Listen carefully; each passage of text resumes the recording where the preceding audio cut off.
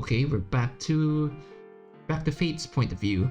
The beep noise spreads in the speakers as Nad and I said goodbye to each other. I sigh as I place the phone on the table and put another spoon of cereal into my mouth. Munch. After a few minutes, I'm done with my bowl. I get up and place the bowl into the sink when a thought occurs to me. Did Mal unlock the door? I look towards the entrance. My legs are then moving almost independently as I go. I grab the handle and try it. The door slightly opens. For fuck's sake, Malon, what did I tell you? I mean... Faith, you have the balls to carry a gun around. So... I don't think Malon needs to do that. I frown as I grab my keys and lock the door. When I'm stuffing my keys back into my jeans, an idea suddenly hits me. Huh, who's Mio? What if Mio had to run into her house? I smile a bit to myself as I go back into the kitchen. I go for my phone, unlock it with my fingerprint, and open up my notes app. From top slides, I bunch of notes. I tap the longest one titled Book Ideas. I scroll down a bit before stopping myself. Why though? Why would Mio run towards her house? Who is Mio? Deep in thought, I mindlessly look at one of the points. Protagonist name Mio Weather. Oh, so we're an aspiring author then. I look up frowning and lean with my arms against the table. Why would she? I look in the direction of the door and then close my eyes. Try to picture our entrance as closely as possible. I mainly focus on our wooden door. After a while, the door violently opens and closes right after. Ooh, we get to see Mio. Her redhead enters the house and leans against the door, heavily breathing as she's trying to calm down. What? Presumably she was running away. Who was that? She looks out the door window. A person in black slows down in front of the house. He looks around for a while before leaving the neighborhood. What's happening? Thank God. Who was that? Some sort of spy, maybe? Mia looks down and inspects the thing on her hand. It's a piece of paper. She rolls it open and looks at it. A lot of gibberish. She looks at the paper for a while, sitting on the floor. Then an idea hits her. It's a cipher! Mia then confidently nods to herself and takes off upstairs. Do we get to see the cipher? We even have a new bedroom look. Honestly, if this were my bedroom, I'd sell both my kidneys for it. It looks so good. The door slams against the wall as Mia marches into her bedroom. She places a piece of paper on a table beside a laptop. In a while, she has a phone next to her ear. She's tapping on her foot as she waits. Hey, Mio, what is it? I just found something amusing. We'll need to meet somewhere. Aw, so this is our room, I guess. I open my eyes with a satisfied sigh. Just then, I notice that I'm in my room near my laptop. Oh, she even reenacted them. That's so cute. Did I got that excited about? I mean, there's nothing wrong. It's so adorable. I got so excited we enacted it. I release a nervous chuckle after that. I don't mind it anymore as I open my laptop. I better note that quickly. I create a text document on my desktop and write in it, Mio gets chased by a spy because of a cipher. When I sip from my tea, the conversation between Faith and the others continue. And that's why cookies are my favorite. Just because of chocolate chips? Yeah. Chocolate is so sweet and full of flavor that I just can't get enough of them. Alright, you do you. Suddenly Yuri chuckles at Sayori's response. Faith notices it and turns to her. What's going on? Did I laugh out loud? I didn't mean to do that, I'm sorry. You don't need to apologize, Yuri, but can you tell me why did you laugh? After all, laughter does heal. Yuri looks to the side and thinks for a moment. I also stop to think about Faith's behavior. She never usually converses with people like that. Usually she would be quiet, eyeing everyone with daggers. At least she's trying to converse. Maybe she's better than when I last saw her.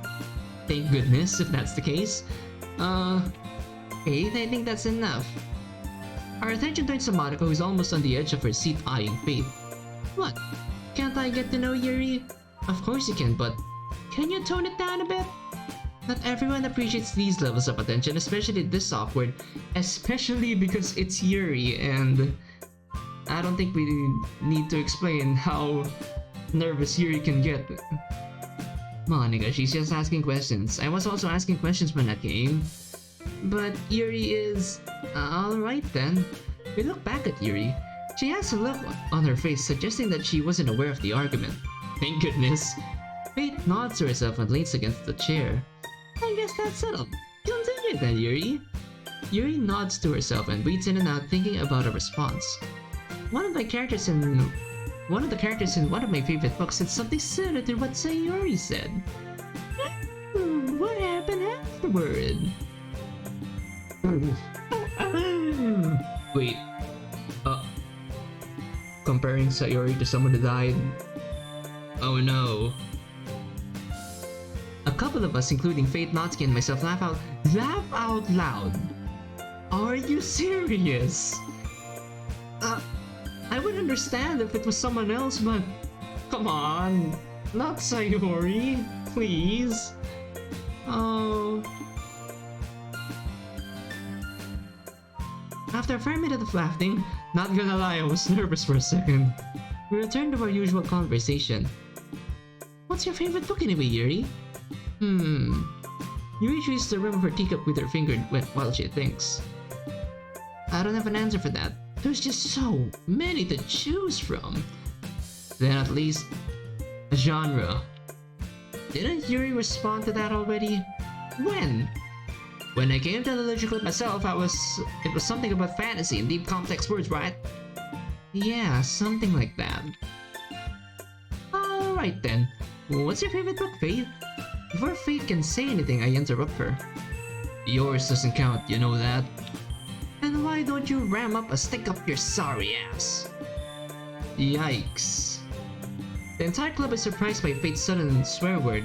Well, except for me and Natsuki.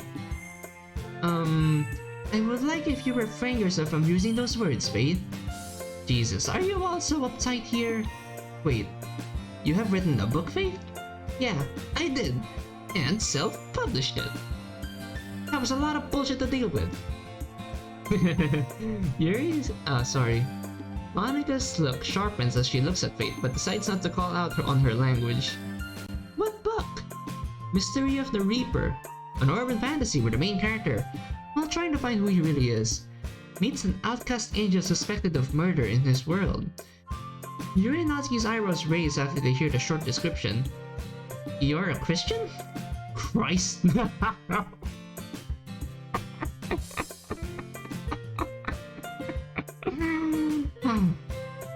Christ, no. With the swearing I produce a mile per second. Then you just made everything up or what? Yeah, I also did research. After all, I can't write about heaven without knowing my shit. Faith? Yeah, whatever. Yuri asked Faith a question about her book when again tuned out of the conversation. Okay, we're back at the present. She's smoking a cigar. No wonder why her fingers were like that in the first, like, the past sprite, the one with river thing. That scene. Left, right. I have my head down as I've gone into steps for the past 10 minutes. Tina smoking a cigarette as she goes along at the same pace. I desperately try to come up with something to say. This walk's been pretty boring so far. What do you say about... Don't. Tina places a hand on my arm as she stops me. I just want to enjoy the quiet, please. Okay. After a second I nodded we could both continue our walk. Okay, we're here. I'm following Tina in silence, which I think is she's going into random directions, hoping to find something interesting. That's why a bit of surprising that we can't come across a bridge that I've never seen. The lake spreads far and wide into the distance. I slowly stop and start to admire the view. coming to the concrete fence. When Tina realizes that I've stopped, she then comes to the fence and also looks out. Both of us stay quiet as Tina smokes a cigarette puff after puff. You never been here before? I don't really go to the outskirts of the city, so this is new to me. Then you're missing out big time. Bummer.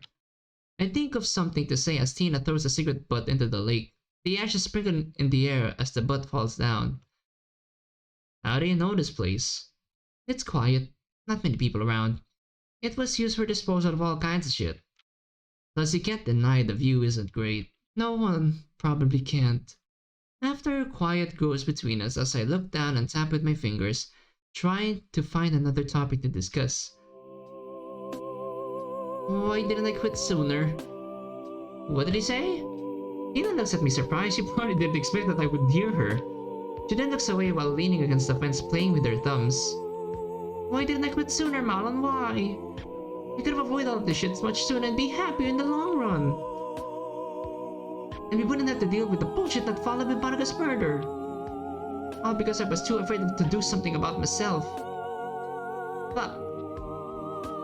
Feeling bad for Tina, I come to her and place my hands around her in a hug. Well, I'm thankful that you're considering quitting smoking because, like I said before, not a fan of it.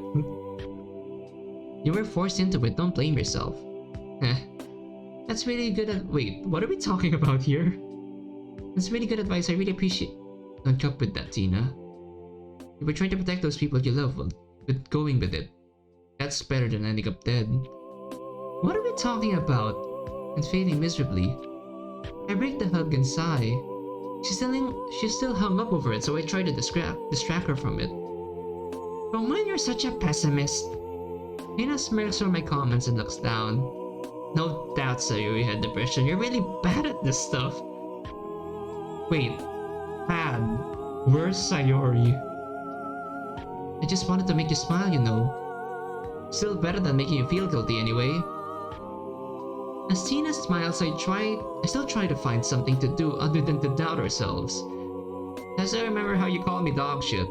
That was pretty funny. What was that for? Honestly, I got no idea anymore. And how was it funny anyway? Are you that much of a pushover that you accept insults? I accept insults so people I like, mind you.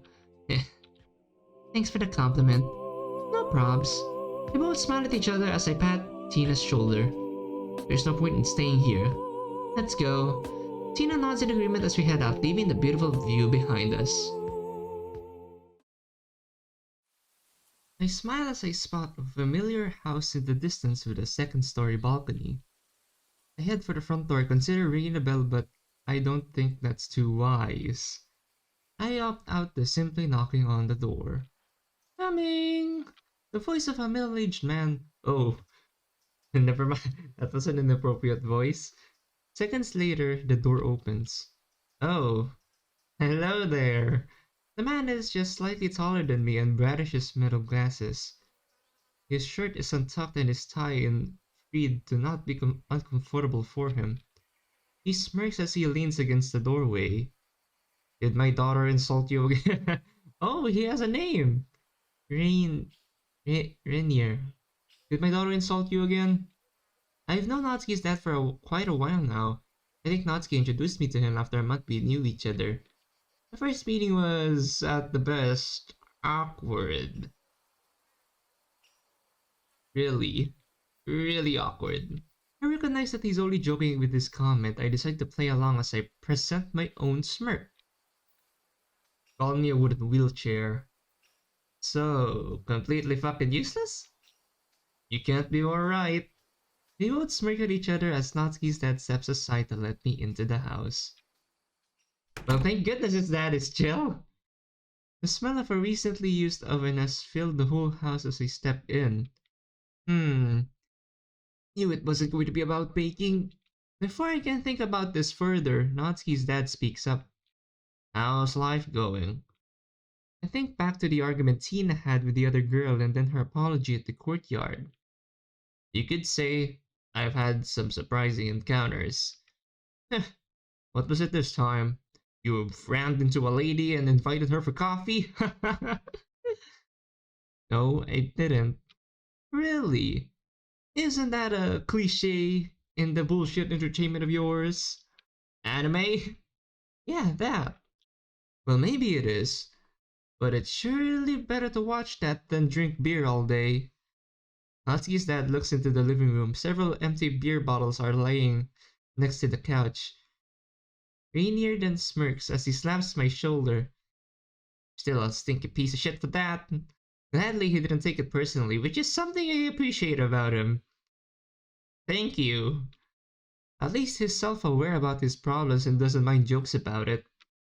Huh, funny. Can we move on?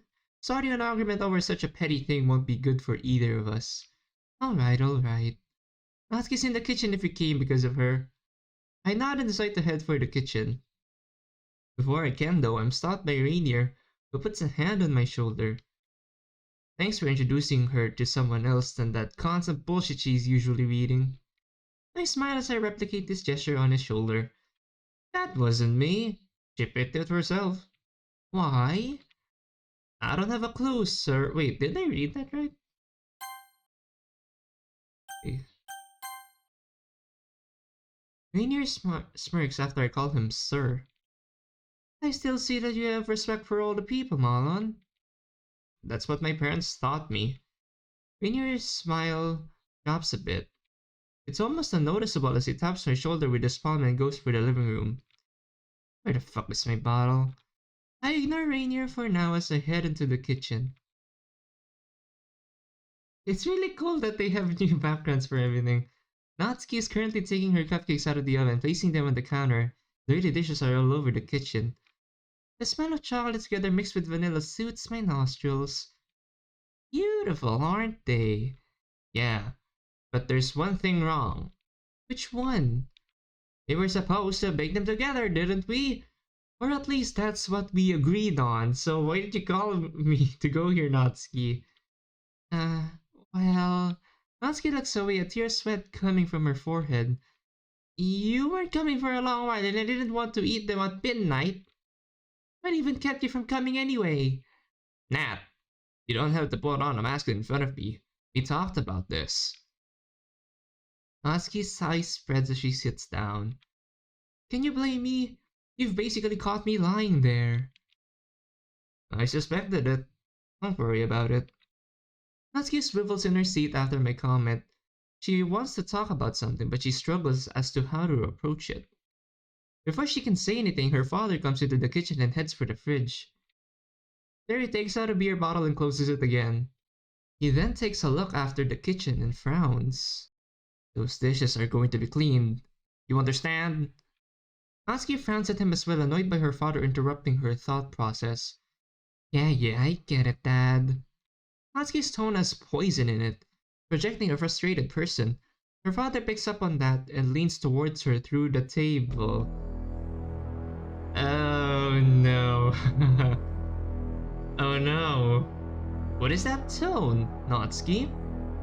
Didn't I taught you to be respectful towards your father? And can you tell me, Dad? What did I so horribly did that I hurt your ego? Seriously, Nat? Oh, come on!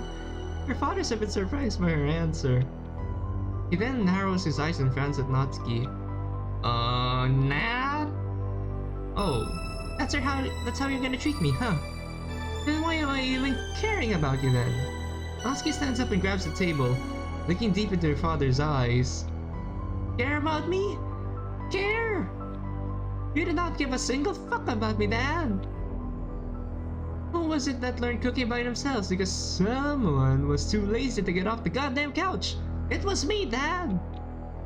Here we go. Natsuki is just making everything worse by every second. I should really defuse the situation.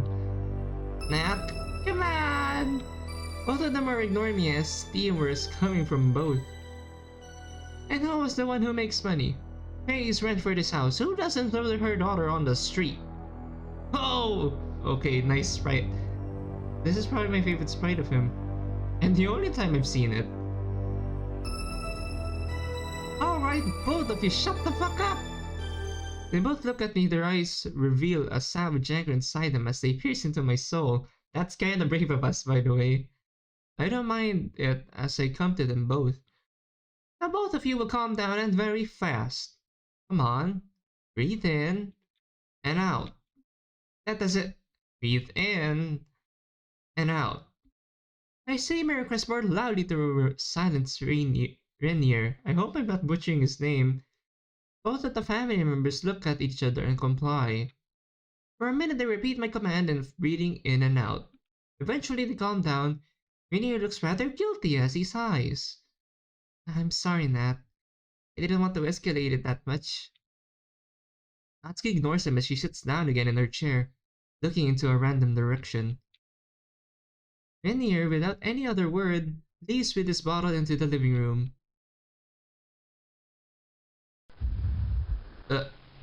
I would dabble on and on about how we are not so different, but that would be such a cliche. It would be boring. That would be so useless. Rather, what I will do is going to easily explain why Monica was, quite frankly, a piece of shit. Oh, okay. There's much more underneath than Monica would let on. Heh, practically pointless. You already know that. And I'm not gonna bother with explaining stuff you already know. Let's make it more fun instead, shall we? Oh! Oh. That. Oh. I shoot up from laying on my bed. I'm all covered in sweat. My heart can't seem to stop as I try to calm myself down. Quick, heavy breaths. Eventually, I manage to calm down at least a bit to realize in my own room.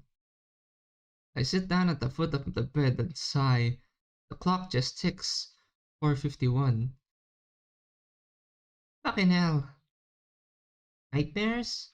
I look at Tina, who is laying down right next to me, covered deep in her blanket. What else? Tina lets out a sigh as she yanks off her blanket and goes to sit next to me. The moonlight reveals that she was sleeping in her underwear. I'm no different. Dang, so that's our main villain. Like, since self-awareness is a thing in this mod, the killer isn't really the main villain in the story. That's very nice. What was it this time? Rather short. He was babbling about Monica and then tased me. That's all? I appreciate it being short.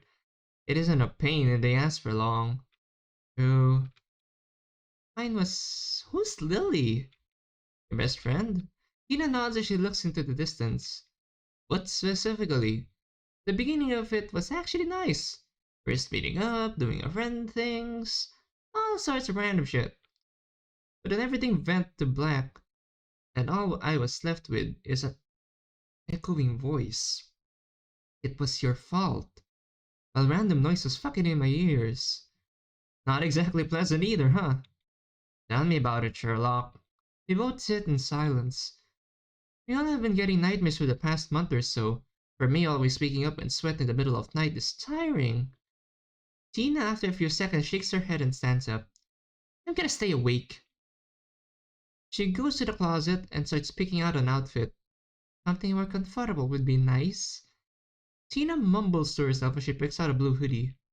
It's only 3:15, you can still have some sleep. Tina stops her picking up her outfit. Most of the time I can't sleep more than 5 or 6 a.m.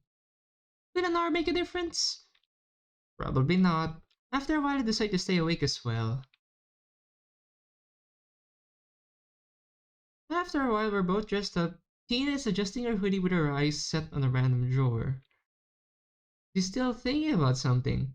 Maybe about the nightmare she had? I decide to answer is probably yes, as I place a hand on her shoulder. Don't worry about it. Tina averts her eyes, still thinking. Okay then. Tina's look still doesn't change.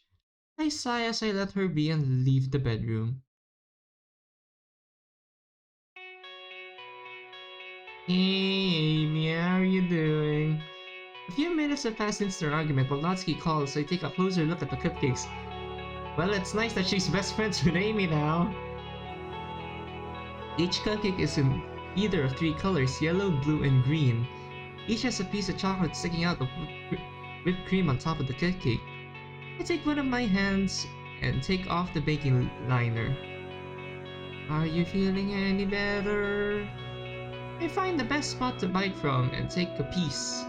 The yellow, almost banana-flavored base, together mixed with the whipped cream, create a symphony of different colors. Those are great, Natsuki. I blurb out a compliment as I look at her. She was just ready to answer Amy. I'm glad you like them. Otherwise, I would throw you into the trash. Come on, Nat. You don't need to be so aggressive. That was a joke. Likewise. Natsuki blanks out for a second and takes Amy to bring her back into reality. I can't really decipher what she's saying. Natsuki quickly regains attention to the phone. Alan's here. Okay. Alan? He wishes you a good day. Thank you. That's nice of her. Natsuki grins as she returns to her call. If you're feeling any better, that means you're coming out of school tomorrow, right? Okay then. I have something else to take care of. See ya. But at least she gets to see her friend. Natsuki ends the call with a smile and places her phone on the table. The phone lands next to two books also laying on the table. One is green with white text. On its cover it says How to Manage Your Anger Management Tips. The second book is a manga featuring a person holding a sword and a French flag standing on ruins. The title says 1789, the start of the French Revolution. I pick up the manga management one and look at it. Is it helping? Natsuki turns around in a slight surprise. When she notices what I'm holding, she frowns. Yeah, a bit. That isn't enough to stop our occasional fights. At least we don't lash out on random people now anymore, and just ignore them. For most of the time anyway. You want to keep some sort of an image? You could say it that way. Natsuki keeps quiet for a while before continuing. Still doesn't help be from being angered by stupid decisions. I'm sure this is meant to be me. Such as that book we got assigned at the literature club. So stupid. I think for a while before picking up the manga on its site it reads volume 3. You know why I recommended the book to you? Because of this. I hold up the manga. When Natsuki sees what I'm referring to, she faintly smiles. You know what? They're completely different topics. I guess so. You know why I like it? Natsuki points to the manga. Why? You've already guessed that this isn't my usual reading material. But there is something about the people raising against oppression caused by the dumb aristocracy that is somehow fascinating about it. And then causing paranoia and the death of thousands of people. You know what I mean? Before Natsuki can spell out her insult, she stops herself and breathes in and out. While I let Natsuki calm herself, thank goodness she's learning how to calm herself, I start to list through the manga itself while standing up. I recognize that it goes through 2 points of view. One POV follows the general history of the French Revolution, showcasing important events and figures of the revolution. The second POV follows a daughter and a father, standing on the opposite sides of the revolution. That's some interesting reading you've got there. Very interesting. So, wait, a daughter, a father, opposite sides. What's Natsuki? What did Natsuki read in your hand a while ago? Natsuki smiles herself as I place the manga on the table again. I still find it a bit weird to see her smile after something like that, but I guess she doesn't really hide it in front of me anymore. I then remember back to our conversation in the club room. You wanted something. What exactly? Natsuki looks at me and then stands up as well. After a bit, her cheeks go red as she looks away. I was wondering if... Natsuki is going through her words as I tried to help her. I put a hand on her shoulder. You can tell me everything, alright? Natsuki, after a bit of consideration, nods. She then takes my hand and plays with it. I was wondering if we could try what again? I immediately get uncomfortable as I get what Natsuki is trying to say. I look away as I force Natsuki's hand off my own. What do you want to try again? We both agreed to end it, Nat. My memories flood back to me as I look at Natsuki. Okay. I think I get it now. I still remember them as sweet, full of strawberry flavor, the best kind of fruit. I don't know what she's doing with them, but they were always magic. Strawberry is always magic, Malon. Even though the memories we had, I shake my head. No, just no. But why though? So Natsuki's are X. What happened exactly? Natsuki looks down and sighs. She then places my hand on my chest. Please. I mean, if it was me, I would totally say yes. Natsuki practically whispers as she grabs my t-shirt. My head is spinning far and wide. Nat, we both had enough arguments and fights as it was, so I don't want to bring that up again. I try to defend my stance, but Natsuki is still glued to be holding my t-shirt. Looks like she isn't going to drop this, but I don't want to get together again. Natsuki pleads her eyes onto me. I sigh as I grab her hand. Alright, but on one condition. If we both don't feel anything, we'll never bring out our former relationship again. Deal? Natsuki smiles as she stands up by her toes to get closer to my face. Deal. But the problem is, this is happening in the past. She brings my face towards her lips as we kiss. My lips are still the same flavor as I remember. She drives her fingers deeper into my skin through my shirt. And yet, I don't feel anything. After a while, Natsuki backs away. Looks disappointed, more disappointed than I've ever seen her. Nothing. And what about you? My silence only confirms my answer. Nothing. Natsuki looks down as she steps back. Then she frowns, opens her mouth to say something, but then stays silent. Whoa. Did I interrupt something? Both me and Natsuki look to the left where her father stands. No, not really, Dad. Rainier looks at both of us and nods. Alright then. He goes to the fridge and opens it. After a bit of fishing there, he grabs a cold again? Both me and Natsuki look down as Rainier walks off while opening his drink.